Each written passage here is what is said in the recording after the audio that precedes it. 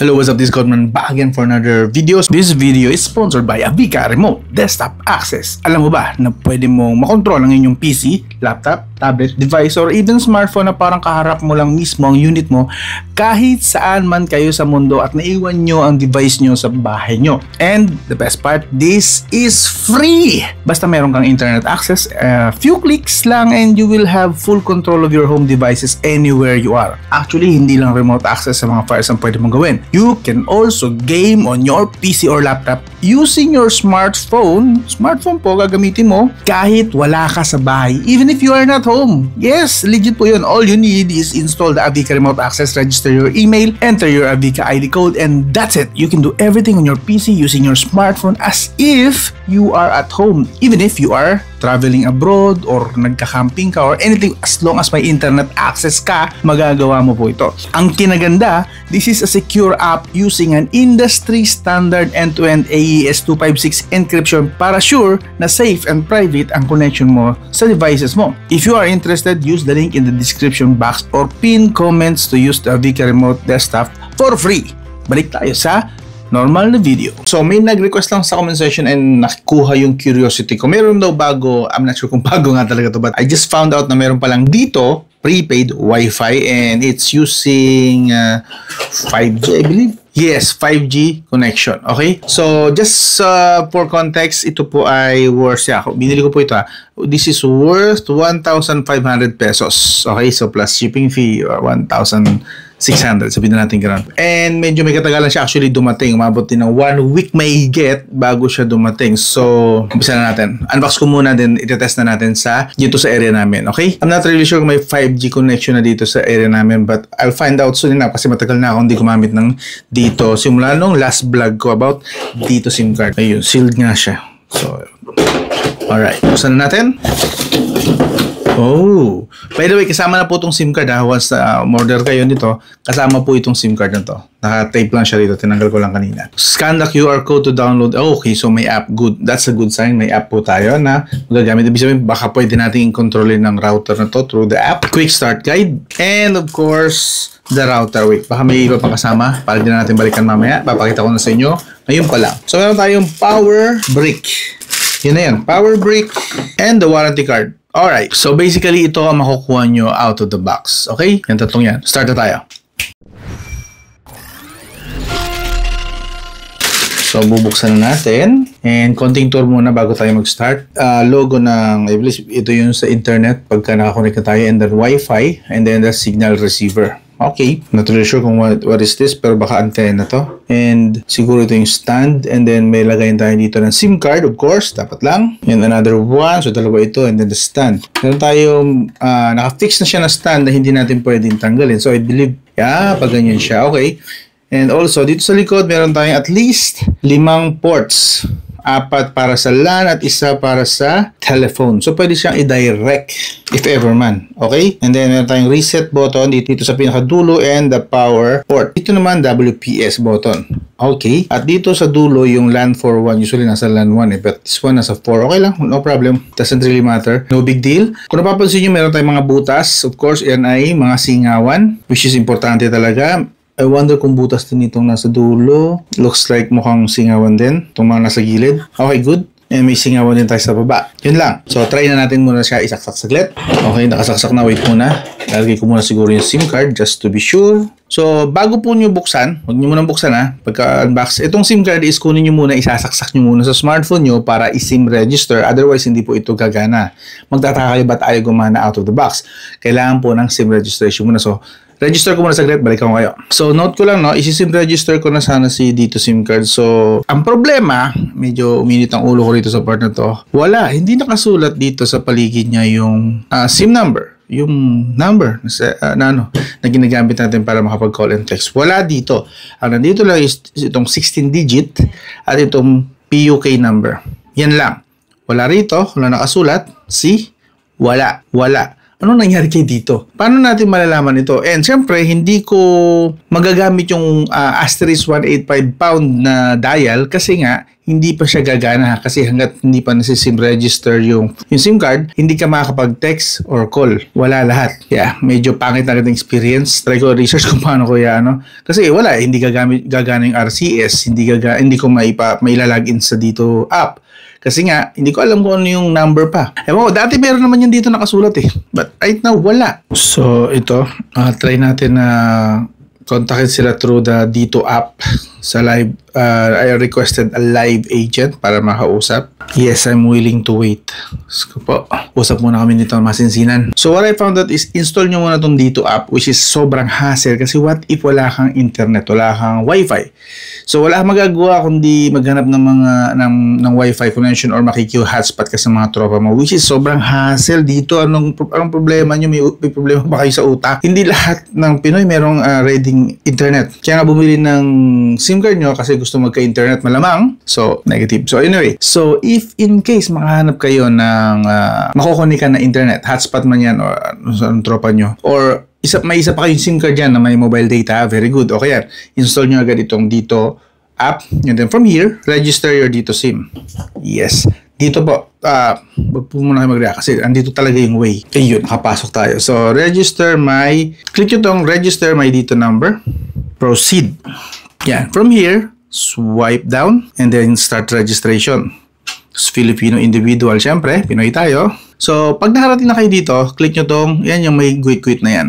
And then, while using the app, of course. Now, from here, nakita nyo, may lalabas to dapat. So, mag-help siya ng i-scan. So, kunin nyo tong lagayan nyo ng Dito SIM card, itong kanyang case. And then, itututok nyo dun sa barcode.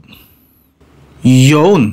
Doon mo malalaman ngayon yung totoong number ng Dito SIM card mo, which is sobrang hassle. Ang sakit sa ulo pag hindi alam ng tao. So ako nag-research pa ako. Inabot pa ako ng 5 minutes para lang mahanap to. Pagpasensya nyo na, ang tagal ko na hindi gumagamit ng Dito at hindi ko alam na ganito pala sila ngayon kakomplikado mag-implement. Malaman lang ang sarili mong number na binili mo na. My God. Ngayon alam ko na, i-screenshot ko muna yan and then diretso na ako sa SIM registration nyo. Balikan ko kayo. Okay, na-SIM register na natin and naka-login na rin tayo sa Dito app. So yun. Lahat ng password is usually tsaka OTP papasok naman na siya once na i-register nyo, napasok na siya ng pasok lahat.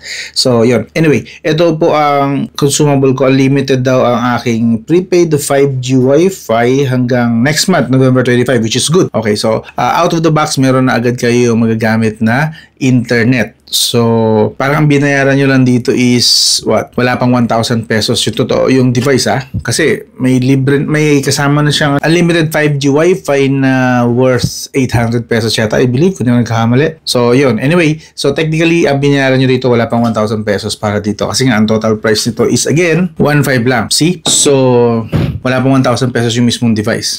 Kasi nga may kasama ng libreng unlimited 5G Wi-Fi. Ngayon, meron din siyang Dito Home 4G in case na 4G lang po ang available sa area nyo. Yes, gagana pa rin po, sabi rito, gagana pa rin po inyong prepaid router na binili kung 4G lang ang signal sa area nyo. Kaso nga lang, 50GB, hindi siya unli. Kagaya dito, nakalagay unlimited. Dito, 50GB lang sa 4G. And may bonus load pa pala ako, worth 2,000 pesos or 1,900 pesos na load. Wow! So, 1,500 lang yung binayaran ko. Meron akong worth around 800 pesos na load. 50GB na Dito Home. 50GB na 4G.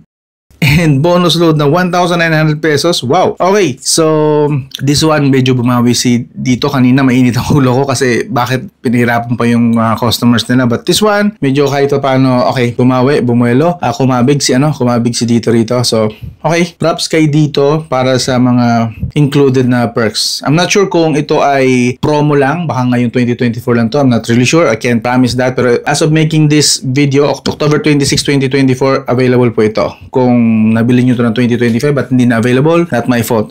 Just giving you the heads up, okay?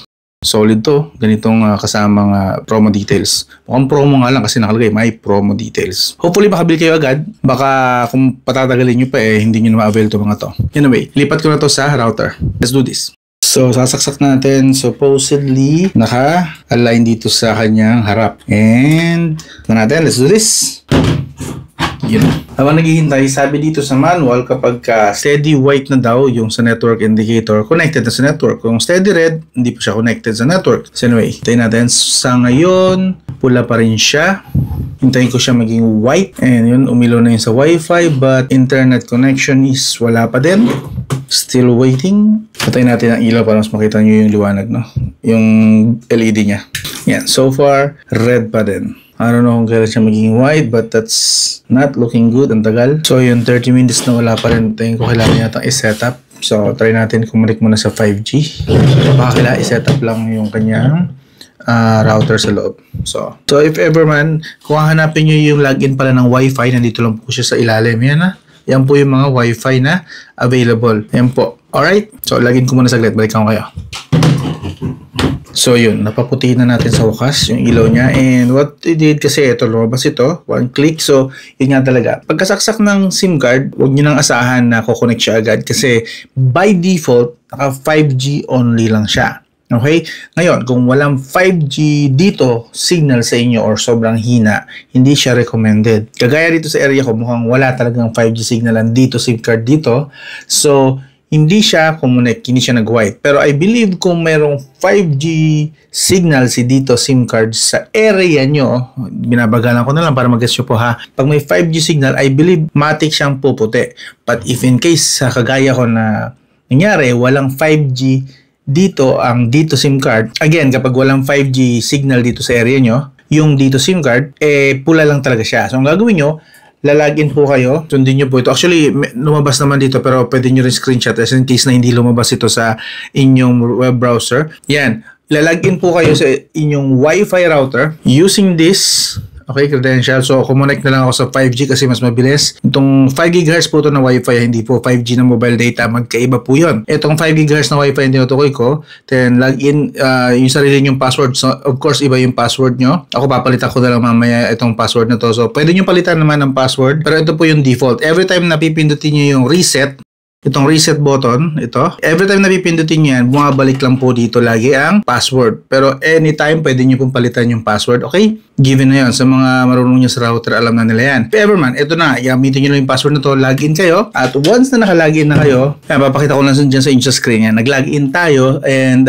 pumunta tayo sa network settings, mobile network searching. Sa preferred network po, ililipat nyo siya sa auto. Kasi by default, nakalagay 5G only, papalitan nyo lang siya ng auto. And then once na palitan nyo na, save nyo na para mag-restart na yung router. And then ang gawin nyo, kung hindi magre-restart, kayo na lang mag-restart. Ang gawin nyo, tanggalin nyo lang to, and then ibalik nyo. Maghintay kayo ng mga 3 to 5 minutes. Yes, may katagalan. Kasi yun ang hinintay ko. 3 to 5 minutes, and akala ko wala na talaga. Pero inayaan ko na lang siya. Baka ako matagalan talaga. Pero nung nakapick up na siya, around 3 minutes to 4 minutes yata going that, saka siya naging puti. And yun nga. Ngayon, nakakonect na tayo. As you can see, I'll show you just a bit. Yun o. Dito, 5 GHz ang pinili natin, and try natin kung connect tayo sa YouTube. Tanggalin natin to para mag-back to zero siya. Ayan. YouTube, meron na po tayong internet. Ngayon, try natin saglit mag-speed test.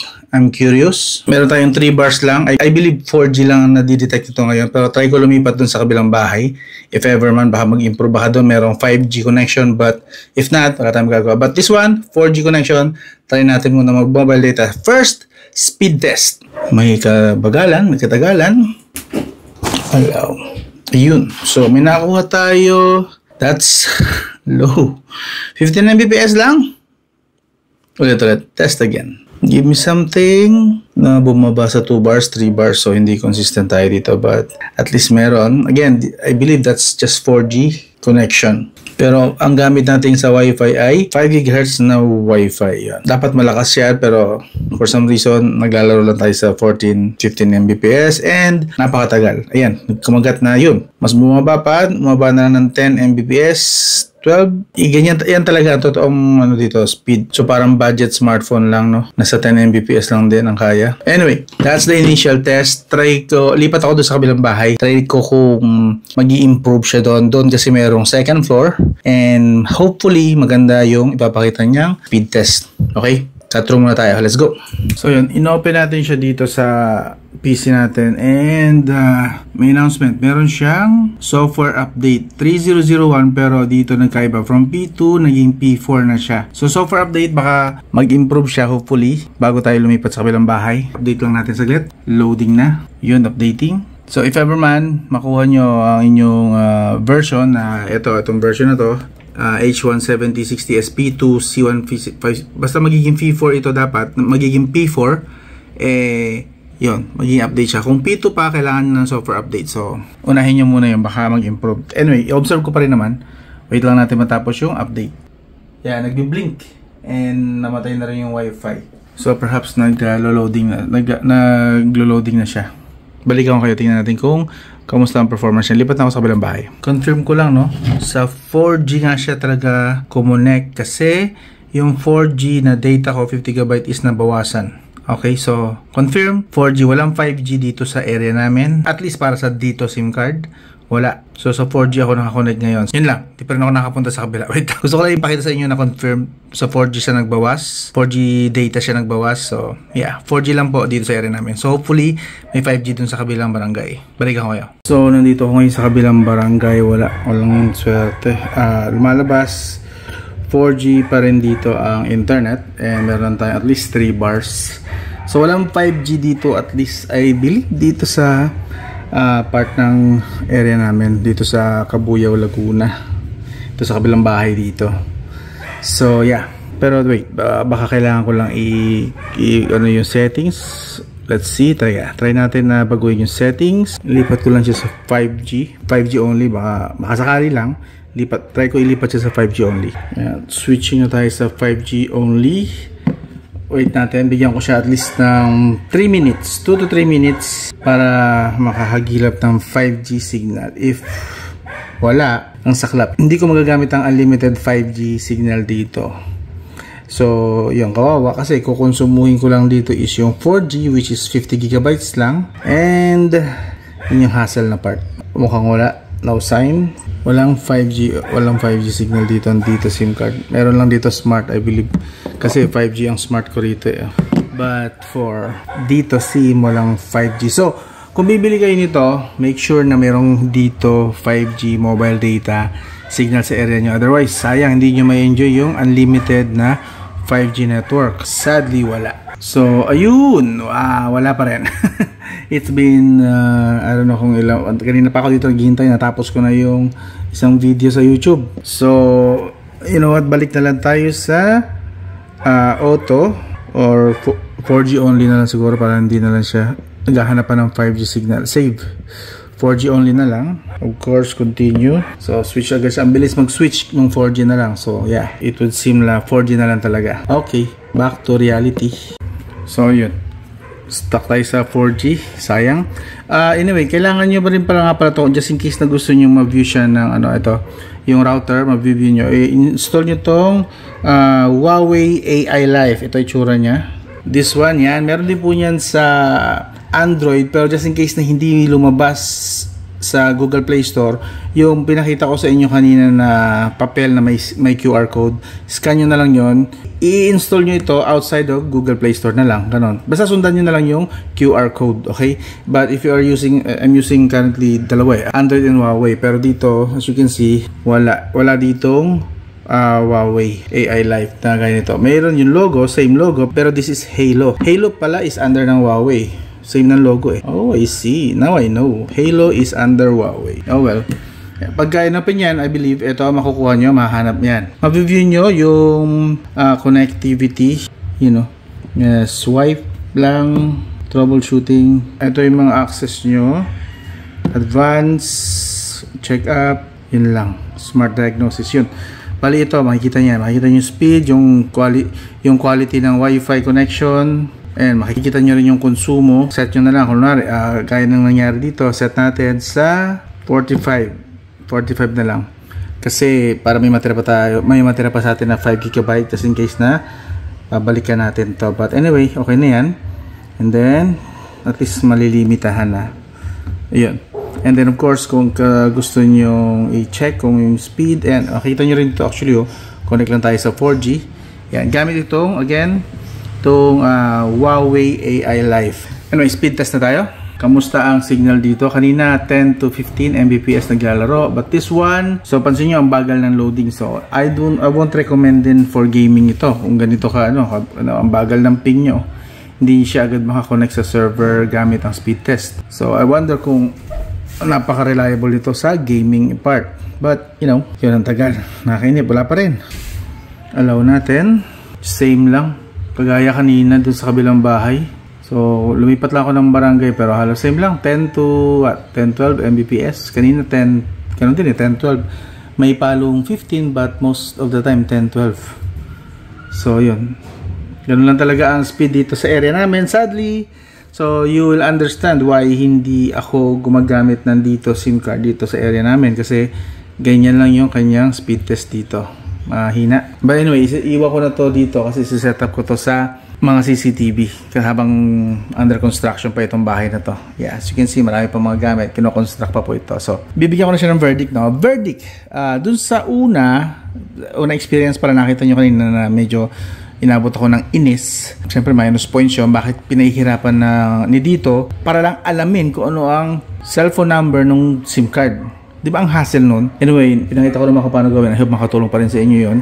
Kung paano malalaman ang number ng dito SIM card. And then, overall performance, since wala pa palang 5G dito sa area namin, syempre, sasabihin ko kung ano yung experience ko, hindi yung experience na may 5G. Okay? So far, ito initial pala to. Try natin balikan nito 1 month to 2 months to 3 months maybe. Tingnan natin kung maganda, stable. Of course, pag ginagamit na doon na makikita natin yung mga issues talaga niya, yung overheating daw na naririnig ko, na may nabasa ako na nagpuputol-putol daw for some, I don't know, result. Pero yun, ma-observe natin yan kasi gagamitin na natin dito. So, for now, bibigyan ko siya 1 to 10 siguro, 4 out of 10 lang. Yes. Hindi ganun kalakas. Nakita nyo yung speed test. Kahit lumipat na ako ng barangay and malapit tayo sa bintana, hindi ganun kalakas ng speed test and hassle yung initial na setup. So, yun. 4 out of 10 lang. Usable pero I can't really say pa. Pero again, that's just first impression. Wait nyo yung full review, maybe 2 to 3 months from now. Tagalan natin para kita ko talaga yung kanyang issues. Okay? So, doon lang. Kung gusto nyo malaman o gusto nyo balikan kung anong nangyari dito after 2 to 3 months, please consider subscribe, like, and share. Doon lang. This is Scottman. And this is the dito prepaid 5G broadband blah blah blah. Sayang yung unli, hindi magagamit dito. 4G lang. Anyway, tandaan nyo, kung 4G lang ang dito sa area nyo, i-test nyo muna. Pakitest kayo sa may mga dito SIM card sa area nyo. Kung walang 5G, huwag nyo na lang bilhin ito. Or kung kailangan nyo talagang bilhin ito dahil tsatsagain nyo yung 4G, please know na hindi siya ganun kalakas sumagap ng signal. Okay? I'm out.